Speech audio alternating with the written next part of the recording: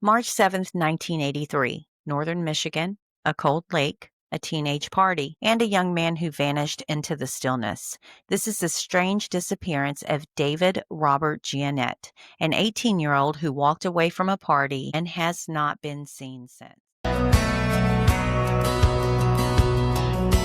Voices lost but never gone. Echoes sing where they belong. Through the ashes, through the pain, we'll rewrite the story again. Hearts of fire, hands of steel. The bond we hold, the wounds we heal. Sisters of the South, hear the call. We rise together, we stand tall. SOS, the truth will ignite. Justice burns, a beacon of light. Hey guys, you're watching Sisters of the South, where we share the stories of the missing, the forgotten, and the unsolved. Every name deserves to be remembered. Every case deserves to be told. Today's story is one that still cries out for answers. I'm Tiffany, I'm Stephanie. and now on to our story. David was at a gathering with friends on Green Lake Peninsula, Michigan. It was early morning, about 5:30 a.m., when he left the party. He was heading home, a walk he believed would be shorter if he crossed part of the frozen lake. But there was a problem. David couldn't swim and was reportedly afraid of water. On that morning, ice conditions were unstable. Neighbors had removed ice shanties due to warm weather, meaning the ice covering the lake was thin and dangerous.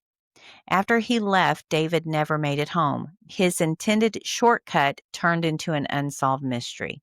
Over the years, authorities and family followed dozens of leads, searched the lake shores, scoured woods, interviewed partygoers, but nothing definitive emerged. No body, no trace, just questions in the snow.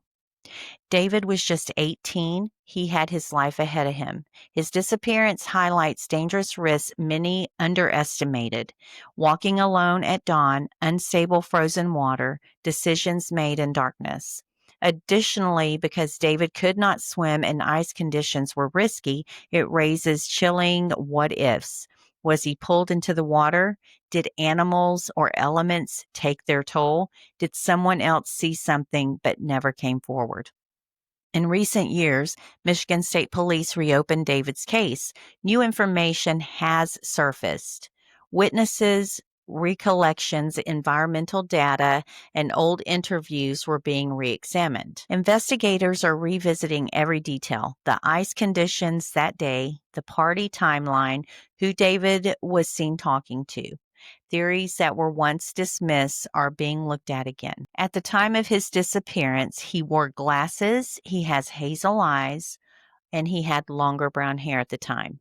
Height and weight was approximately 5'3" to 5'5", and 125 to 135 pounds. Investigation status for this is cold, and it's been decades. It has been reopened in recent years by Michigan State Police. If you have any information about that night, no matter how small, you could help bring closure to this case. Contact the Michigan State Police at 231-779-6040. If you were at the party, saw someone near the lake, saw suspicious behavior, or have anything you kept silent, speak up.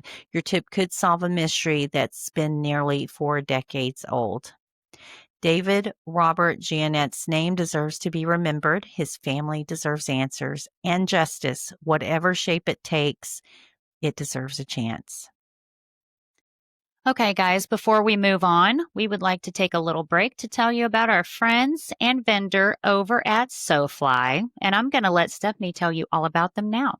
SoFly is a family-owned company here in the Houston, Texas area that specializes in laser and embroidery on accessories of any of your choice. So what they'll do is take your favorite accessory and they'll personalize it to your needs with an array of different colors and designs available.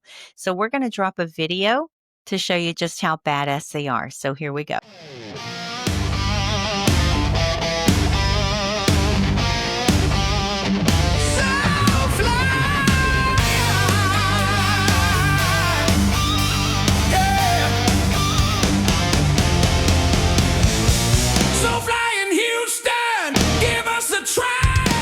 Okay, guys, we hope you enjoyed that video. Go check them out. Let them know we sent you. We will put their information down in the description box below. And now back to our stories. So, in the summer of 1987, a young woman stepped into a journey that would become a mystery never fully explained. Her name was Cassandra Durham, 18 years old, excited for the road ahead and never meant to slip into shadows. This is her story. Cassandra was a college-aged young woman from Maryland. She had brown hair cut to her neck and piercing blue eyes. She was hopeful, independent, young with tattoos that she was very proud of, one bearing her boyfriend's initials, another for her sorority affiliation marked on her hip or thigh.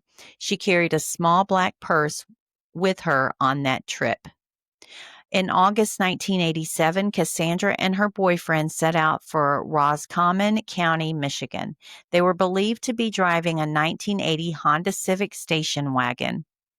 The story goes that they drove through Ohio, visited Cedar Point, and later a breakdown allegedly forced the boyfriend to switch cars.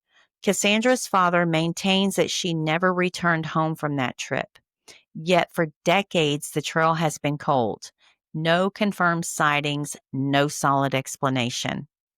She was left seen in the Roscommon area, Michigan in 1987. If you've learned anything new from this story or think you might have seen Cassandra or her vehicle, please share this video. Bringing the attention to cold cases is sometimes the spark that leads to breakthroughs. Your eyes and ears could change everything. 30 plus years have passed. Cassandra's family deserves more than questions to be answered. Her disappearance is not just a story, it is a human life left without resolution. With advances in forensics, renewed cold case units, digital mapping, and public tip lines, the possibility remains that someone holds the missing piece. If you have any information about Cassandra Durham, maybe you traveled near Roscommon in the late 80s, saw someone matching her description, saw a car like a 1980 Honda Civic, or remember someone with tattoos like those described, please contact Michigan State Police, Hutton Lake Post, Detective Brett Nichols at 989-422-5103 or FBI at 1-800-634-4097. Your tip can be anonymous. You may think it's small, but sometimes it's the smallest clue that is the missing link. Yeah, guys, together we can shine a light on the stories that should never be forgotten. So, with that being said, until our next episode, we appreciate you for watching and please share.